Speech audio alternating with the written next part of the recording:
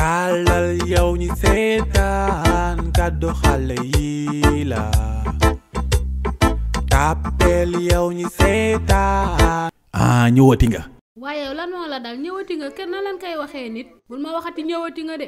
yow daal 15 jours sama kër 15 jours sa kër yaay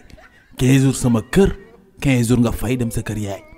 samay xarit nee nañ naa la ba ndax baaxoo samay mbokk nee nañ naa la ba ndax doo sëykat léegi nag xam nga la ñuy def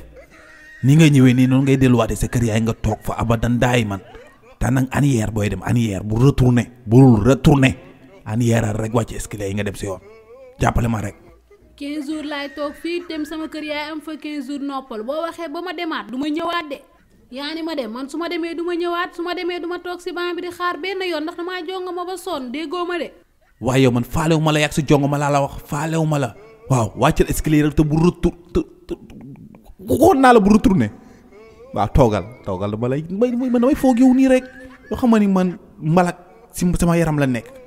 waaw man damay foog yow nii di kap ak yow nii rek naan la gili waaw yow xam nga ni man damay foo rek waaw nit moom bu bëggee da ngay ñàkk fayda man déglu ma nit ñi noonu la nit bu liggéey 15 jours bu sonne war na noppalu waaw noonu la waa koy jóob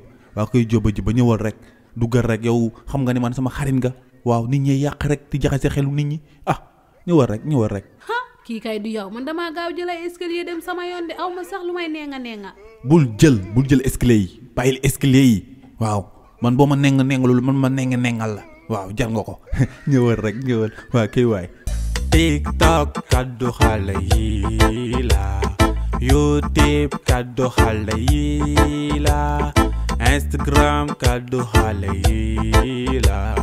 page Facebook